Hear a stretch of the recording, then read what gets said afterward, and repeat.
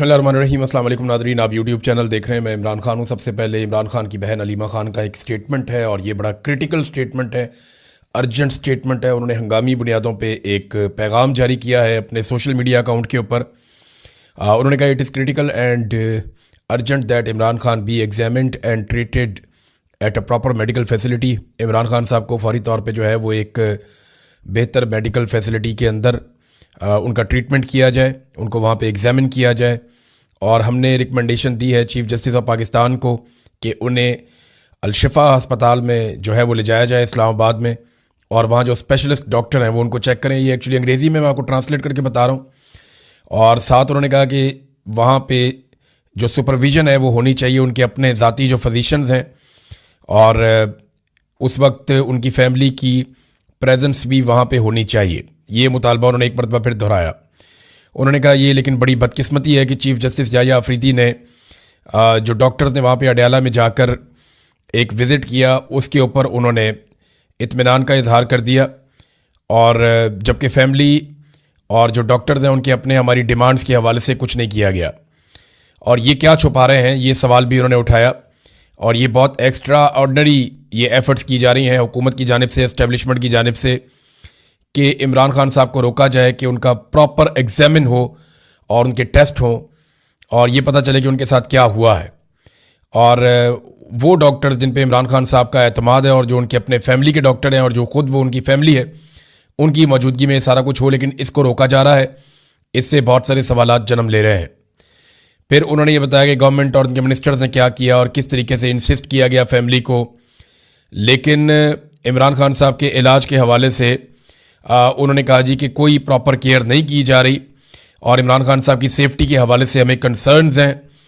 और काफ़ी डिटेल के अंदर उन्होंने ये लिखा। फिर जो पिम्स के डॉक्टर्स गए, जो अलशिफा के डॉक्टर्स गए, उसके बारे में लिखा। फिर ये भी बताया कि वज़रा जो है वो गुमराह कन प्रोपेगेंडा कर रहे हैं कि फैमिली ने इमरान खान साहब के इलाज को रुकवाया या ताख़ीर की। ऐसा कुछ नहीं है, बल्कि हमारे साथ धोखा किया गया।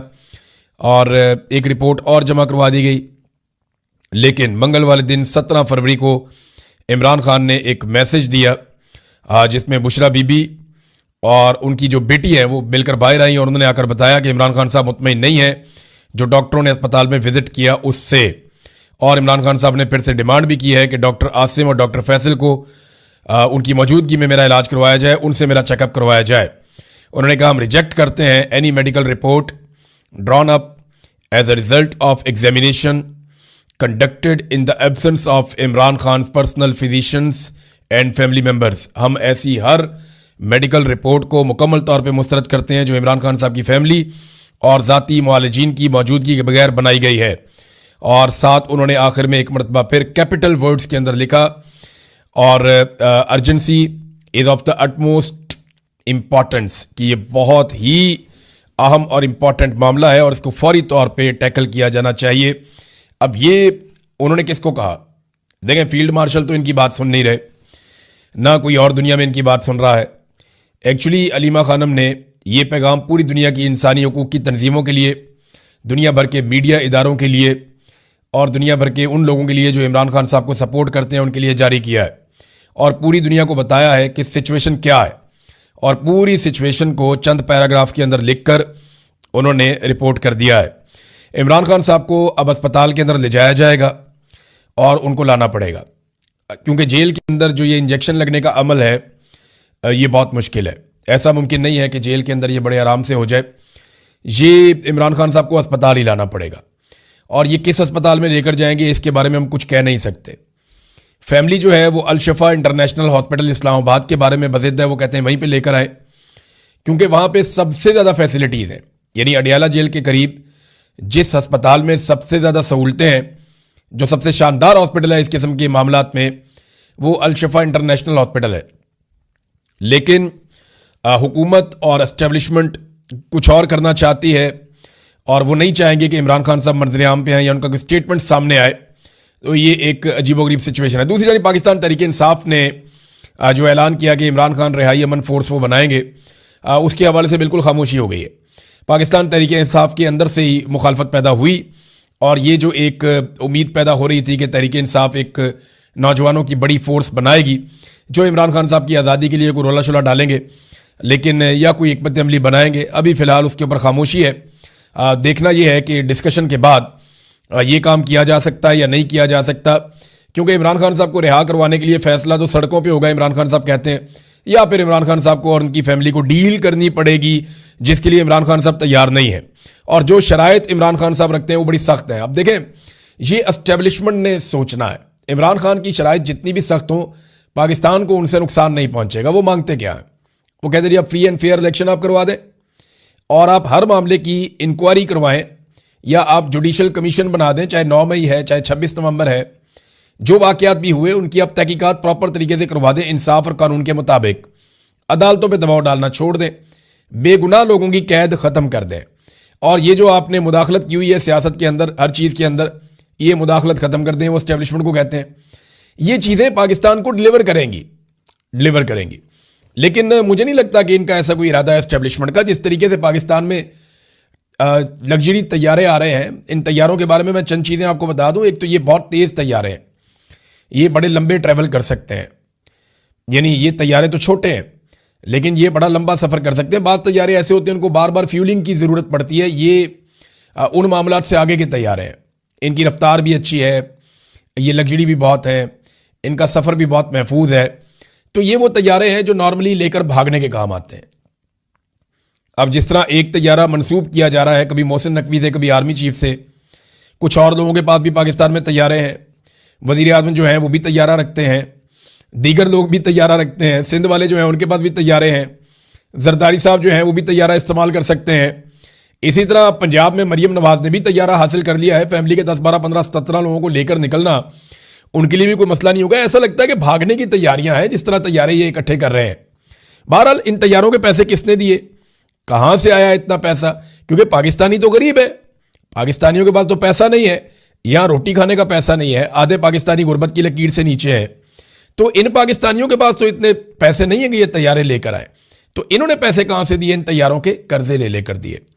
हालात ये हैं कि पंजाब, जहां पे मरियम नवाज की हुकूमत है, यहां पे इस वक्त कर्जे पहुंच चुके हैं 1700 अरब रुपए से जायद। ये उस्मान बुज़दार के दौर में 900 अरब के आसपास थे, कहीं पे इससे ज्यादा थे, 900 अरब से ज्यादा थे। ये बैरूनी कर्जों की मैं बात कर रहा हूं। और अब जो है वो बैरूनी कर्जे पहुंच चुके हैं लगभग 1700 अरब तक, यानी 1705 अरब तक पहुंच गए। 1705 अरब तक ये पहुंच गए।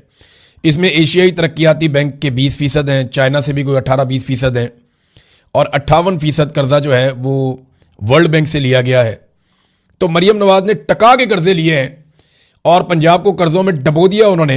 2036 तक पाकिस्तानी ये कर्जे ही उतारते रहेंगे। कोई भी हुकूमत आएगी अगले 10 साल उन्होंने कर्जे ही उतारने हैं, और अपने लिए जहाज भी ले लिया। इन कर्जों से इन्होंने सैलाब मुतासरीन के घर नहीं बनाए, इन कर्जों से इन्होंने गटरों के ढक्कन नहीं लगाए, इन कर्जों से इन्होंने गरीब आदमी को एजुकेशन नहीं दी, हेल्थ नहीं दी, बल्कि वो जो हेल्थ कार्ड था वो भी उनसे वापस ले लिया। इन कर्जों से इन्होंने किसान को कुछ नहीं दिया, इन कर्जों से इन्होंने मजदूर को कुछ नहीं दिया, इन कर्जों से इन्होंने बिजली के ऊपर जितनी सब्सिडी थी वो वापस ले ली, बजाय इसके कि 200-300 यूनिट बिजली मुफ्त करते। तो इन कर्जों से और तो कुछ किया नहीं, अपनी अयाशियां की हैं, पूरी दुनिया की मौजें ये कर रहे हैं। और अब एक तैयारा भी इन्होंने ले लिया। भागने के लिए तैयारे काम आएंगे और कोई काम नहीं है। एक तैयारे का कहा जा रहा है वो 11 अरब का है, तो दूसरा बताया जा रहा है जी वो उससे भी महंगा है और बड़ा जदीद तैयारा है। तो इसराइली तैयारे, हमें पाकिस्तानियों को कहते हैं कि इसराइली मसनूआत का बाइकआउट कर दो, उनकी बोतल नहीं पीनी, 10 रुपए वाली ये चीज़ नहीं लेनी, वो चिप्स नहीं लेना, ये नहीं लेना, वो नहीं लेना, ये इसराइल का है। खुद जनाब इसराइली तैयारे कमाल नहीं हो गया? खुद इसराइल के साथ बैठ के मीटिंगें ज़बरदस्त नहीं हो गया? उनके साथ खड़े होकर फोटो, और बाकायदा ऐलान किया जाता है कि हमें कोई एतराज़ नहीं है कि नेतन्याहू या इसराइली इसके अंदर शामिल हो मीटिंग में। नेतन्याहू का एक स्टेटमेंट भी आया, ये स्टेटमेंट आप देखें। नेतन्याहू ने कुछ पोस्ट किए हैं प्राइम मिनिस्टर ऑफ इसराइल के अकाउंट से, और लुब्बे-लुबाब उनका यह है कि ये नेतन्याहू का साफ साफ ऐलान है कि एक ऐसा इत्तेहाद बन रहा है जिसमें अफ्रीका भी ममालिक भी होंगे, एशिया के ममालिक होंगे जिनका कुछ का वो नाम नहीं ले सकते, तो लाजमी बात है पाकिस्तान भी है उनमें। इंडिया का उन्होंने कहा जी इंडिया भी होगा, अरब ममालिक का उन्होंने कहा जी अरब ममालिक भी होंगे। फिर जनाब मुश्तरका कोई मफादात हैं जो होंगे, और बहुत सारे उन्होंने प्लान बताए नेतन्याहू ने। फिर नेतन्याहू ने कहा जी हम अभी नाम नहीं बता रहे, वक्त आने पे बताएंगे। फिर लेकिन एक ख्वाहिश का उन्होंने इजहार किया और बताया कि ये क्या करेंगे, ये शिया और सुन्नी मुसलमानों को जो है उनके खिलाफ लड़ेगा ये इत्तेहाद। ये भी उन्होंने कहा जो रेडिकल लोग हैं शिया और सुन्नी उनके खिलाफ ये लड़ेंगे। ये नेतन्याहू ने स्टेटमेंट दिया बाकायदा, और ये कहते हैं जी हमें कोई एतराज़ नहीं है। ये एक ऐसे बोर्ड ऑफ पीस के अंदर बैठे हुए हैं जिसे ताहिर अशरफी गज़ा बोर्ड कहते हैं, जिसमें गज़ा का कोई बंदा ही नहीं है, जिसमें फ़लस्तीन ही नहीं है। हाँ, उसमें इसराइल है, तो इसराइल जिस बोर्ड के अंदर शामिल है उसमें जाकर ये बैठ गए, और फ़लस्तीन के बारे में वो बोर्ड बना था लेकिन फ़लस्तीन उसके अंदर नहीं है, और इसके बारे में इन्होंने आवाज़ भी नहीं उठाई। सऊदी अरब जो है वो वक्तन फ़वक्तन आवाज़ उठाता है। अभी ग्रेटर इसराइल के हवाले से जो एक स्टेटमेंट इसराइल के अंदर जो अमरीकी सफ़ीर हैं उन्होंने जो स्टेटमेंट दिया उसके ऊपर सऊदी अरब ने अच्छा तगड़ा जवाब दिया, और लेकिन बाकी लोग जवाब नहीं देते। सऊदी अरब कहीं ना कहीं कुछ ना कुछ थोड़ा बहुत वो करता रहता है। अब नाज़रीन, असद कैसर साहब ने भी एक स्टेटमेंट देकर बताया कि पाकिस्तान पर जो बैरूनी कर्जों का हुजम है वो गुज़िश्ता 3 सालों में, ये जो शहबाज शरीफ साहब को लाकर इंस्टॉल किया गया था, पहले पीडीएम की सरकार बनाई गई और उसके बाद पीडीएम 2 की सरकार बनाई गई, तो ये जो लाकर इंस्टॉल किया गया, एक दफ़ा जनरल बाजवा ने इंस्टॉल किया और दूसरी तरफ आसिम मुनीर ने इंस्टॉल किया, तो ये 3 बरसों के दौरान तकरीबन 84% पाकिस्तान के बैरूनी कर्जों के हुजम में इजाफा हो गया। जो हमने दुनिया से बाहर से कर्जा लिया हुआ ना, उसमें 84% इजाफा हो गया है, यानी लगभग डबल हो गया कर्जे हमारे 3 साल में। जितना कर्जा हमने 75 साल में लिया उतना हमने 3 साल में ले लिया, लगभग उतना ही ले लिया।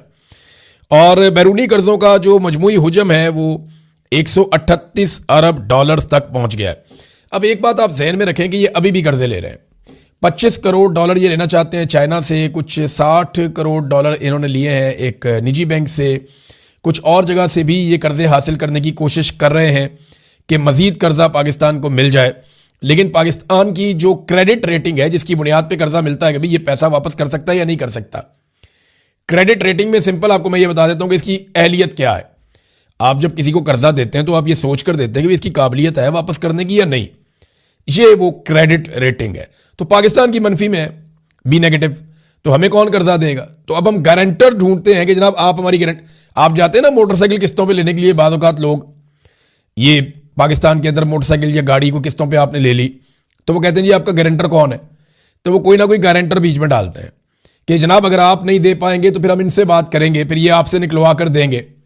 तो अब पाकिस्तान जो है वो गारंटर ढूंढता है, कभी एशियन डेवलपमेंट बैंक को, कभी एक और बैंक है एशियन इंफ्रास्ट्रक्चर डेवलपमेंट बैंक कोई और है, वो उसको साथ इन्होंने मिलाया। तो कोशिश इनकी ये है कि इनको कर्जे मजीद मिल जाए। अब अगर ये मजीद कर्जे लेंगे तो ये सारे रिकॉर्ड तोड़ देंगे, बार बार आईएमएफ के पास जाते हैं, इससे पाकिस्तान का भला नहीं होता। और पाकिस्तान पे कर्जे चढ़ा चढ़ा के इन्होंने पाकिस्तान का ये हाल कर दिया। नाज़रीन, एक खबर मैं आपको और देता हूं, ये एक बयान हल्फी है, ये जरा आप देखिए, ये मैंने यहां पे रखा हुआ है। ये मुझे बयान हल्फी एक मेरे हाथ आया। अली अमीन गंडापुर को आपको याद होगा गिरफ्तार किया गया था 9 मई से पहले, जब अली अमीन गंडापुर के बाल काट दिए गए थे। उस वक्त हमने बड़ी आवाज उठाई थी अली अमीन गंडापुर के लिए। उससे कुछ अरसा पहले एक एक्टिविटी हुई थी जो पाकिस्तान की इंटेलिजेंस एजेंसीज ने की थी। हुआ यह था कि अली अमीन गंडापुर को आजाद कश्मीर के हवाले से बनाया गया था, मिनिस्टर इमरान खान साहब ने उन्हें बनाया हुआ था। वहां पे जो इलेक्शन हुए थे 2021 में, उसमें अली अमीन गंडापुर ने बहुत बड़े बड़े खांचे मार दिए थे और वो रिपोर्टें पाकिस्तान की इंटेलिजेंस एजेंसियों तक पहुंच गई थी। तो बाद में जब अली अमीन गंडापुर को गिरफ्तार किया गया इस बुनियाद के ऊपर, तो अली अमीन गंडापुर के सामने कुछ बयाने हल्फी रखे गए कि जिन बंदों से तुमने पैसे लिए हैं ये इन बंदों ने बयाने हल्फी दे दिए हैं। और अब मुझे ये बात पता चलती है कि उस वक्त अली अमीन गंडापुर, क्योंकि मेरे पास जैसे ये कागज पहुंचे हैं, अब जिन्होंने बयाने हल्फी लिखकर दिए हैं वो लोग तो अभी भी जिंदा है ना, जिन्होंने अली अमीन गंडापुर को पैसे दिए वो लोग भी अभी जिंदा है। तो एक बयाने हल्फी मैं आपको अभी दिखा रहा हूं, आने वाले दिनों में आपको 4 से 5 और भी नजर आ जाएंगे। और इस पे एक जर्नलिस्ट है यहां इंग्लैंड में, अबरार कुरैशी साहब, वो इस पे काम कर रहे हैं और इसके ऊपर इन्वेस्टिगेशन कर रहे हैं। वो 1-2 और स्टोरीज पे काम कर रहे हैं। आपको बड़ा मजा आने वाला है आने वाले दिनों में, आपको पता चलेगा कि ये इमरान खान की फैमिली पे अटैक क्यों कर रहे हैं और अली अमीन गंडापुर क्यों एस्टेब्लिशमेंट की लाइन लेते हैं, ये सारा आपको पता चल जाएगा।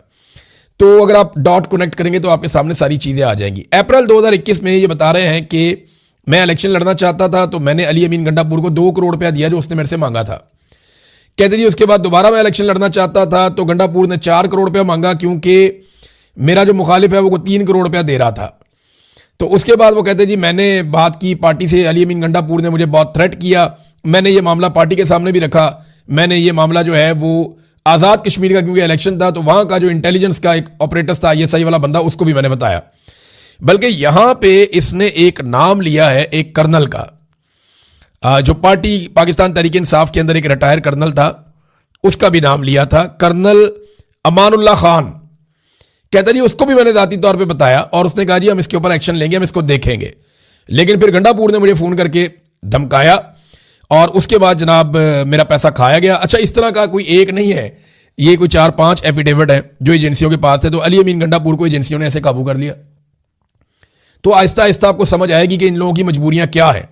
मरवत साहब जो हैं इनके ऊपर भी काम हो रहा है, क्योंकि अब देखें ना, इन्होंने अटैक किया है तो सोशल मीडिया के लोग हों या मीडिया के लोग हों या जर्नलिस्ट हों, वो इस टो में लग गए हैं कि यार ये लोग ऐसे कर क्यों रहे हैं, इनकी मजबूरी क्या है। ये जो MGM ग्रुप एक बन गया है, इनकी मजबूरी क्या है, ये क्यों इमरान खान साहब की फैमिली के ऊपर चढ़ दौड़े हैं और इमरान खान के कॉज को क्यों नुकसान पहुंचा रहे हैं और लगातार पाकिस्तान तहरीक इंसाफ पर ही क्यों हमला आवर है। तो इसको अब जब डिग आउट करना शुरू किया तो पहले नंबर पे तो ये आ गया नादरीन एक बयान हल्फी, जिसमें बंदा बता रहा है कि अली अमीन गंडापुर को 2 करोड़ मैंने दे दिया था, 4 करोड़ ये और मांग रहा था। उसके बाद इसने मुझे धमकियां भी लगाई हैं और फिर इसने ये आप पारा के पास से इस्लामाबाद में इसका कोई घर होगा, वहां प्रॉपर्टी, वहां पे इसने ये लेके ये एफिडेविट और ये इसने जमा करवा दिया था। अभी और भी आएंगे। तो इस तरह एजेंसियां ब्लैकमेल करती हैं। इस तरीके से एजेंसियों को इस बात से कोई सरोकार नहीं है कि गंडापुर ने करप्शन की है या शहबाज शरीफ ने करप्शन किया है या नवाज शरीफ ने करप्शन किया। वो कहते करो करप्शन, जो दिल करदा करो, लेकिन हमारी बात माननी पड़ेगी। जो हम चाहेंगे वो जरूर होगा। आप जैसे ही उनके किसी रास्ते में रुकावट डालते हैं तो वो आपकी चीजें लाके आपके सामने रख देते हैं। देखें ना, उस्मान बुज़दार की करप्शन की कितनी स्टोरियां थी। जैसे ही उस्मान बुज़दार ने कहा सर जैसे आप कहे, कोई करप्शन का मामला है ही नहीं। जरदारी साहब की करप्शन की कितनी स्टोरियां थी, सारी दुनिया को पता है, क्रिस्टल क्लियर केसेस थे। जैसे ही उन्होंने कहा सर जैसे आप कहें, उनके केसेस खत्म। नवाज शरीफ आज तक अपना मनी ट्रेल नहीं दे सका। जैसे ही नवाज शरीफ ने कहा सर जूते किधर है, मुझे बताएं मैं पॉलिश करता हूं, खत्म, कहानी खत्म। मरियम नवाज की स्टोरीज आपके सामने, जाली ट्रस्ट डीड है, बहुत सारी और चीजें हैं, वजीर आला पंजाब। तो एजेंसियों को इस बात से कोई सरोकार नहीं है। गंडापुर अगर सर्व करते रहेंगे तो उन्हें कोई सरोकार नहीं है कि ये कोई 2 करोड़ 4 करोड़ 10 करोड़ को 20 करोड़ किसी से लिया हो तो क्या फर्क पड़ता है। लोगों ने बड़ी बड़ी अमाउंटें भी दी हुई हैं। अभी मरवत साहब के ऊपर भी काम हो रहा है। मुझे बड़ी मजेदार इंफॉर्मेशन उनके बारे में मिली है, लेकिन मेरे सोर्स ने कहा अभी आपने नहीं बताना, हमें इतना थोड़ा सा काम और करने दें, फिर हम आपको बताएंगे कि ये एक्चुअली हुआ क्या है। राणा सनाउल्लाह का स्टेटमेंट देखें आप, ये बड़ा इंटरेस्टिंग है। राणा साहब ये कहते हैं कि मैं जनरल बाजवा को मिला तो जनरल बाजवा ने मुझे कहा कि आप काफी सेहतमंद हो गए। ये जब जनरल बाजवा आर्मी चीफ था ना, और राणा साहब कहते जी, उन्होंने कहा जब आप जेल में थे तो आप बड़े स्मार्ट थे। फिर उन्होंने जनरल फैज हमीद की तरफ देखा, जनरल बाजवा ने, और कहा कि इन्हें दोबारा स्मार्ट करो। अंदाजा करें कैसी रऊनत है इन जर्नैलों में कि आर्मी चीफ कह रहा है एक सियासतदान को कि तुम जब जेल में थे तो बहुत स्मार्ट थे, और फिर अपने DGISI को देके कहता है इनको दोबारा स्मार्ट करो। ये धमकी नहीं है तो और क्या है? ये धमकी है ना कि ताकत मेरे पास है, हथियार मेरे पास है, इदारे मेरे कंट्रोल में है, तो मैं तुम्हें जेलों में डालूंगा। फिर जनरल बाजवा को राणा सनाउल्लाह के बकौल उन्होंने कहा कि हमारे दरमियान अल्लाह ताला इस दुनिया में फैसला करे, जिस पे बाजवा जो है वो थोड़ा सा पीछे हट गया। उसने कहा जी मैंने आपके खिलाफ केस नहीं बनाया। और जिसने वैसे केस बनाया था राणा सनाउल्लाह के खिलाफ, उसको तो खुद मियाँ नवाज शरीफ साहब ने बड़ा नवाजा बाद में, शहबाज शरीफ साहब ने बड़ा नवाजा बाद में। जनरल बाजवा को तो इन्होंने खुद ही एक्सटेंशन दी थी, और जनरल बाजवा के साथ मिलकर इन्होंने बाद में रिजीम चेंज भी किया। तो इन्होंने कुछ नहीं सीखा किसी चीज से भी। राणा सनाउल्लाह साहब के साथ जो जुल्म हुआ था उससे 10 गुना ज्यादा जुल्म राणा सनाउल्लाह। ये था आज का व्लॉग, आप लोगों ने सुना। इस तरह के व्लॉग को सुनने के लिए चैनल को सब्सक्राइब करें, वीडियो को लाइक करें। शुक्रिया।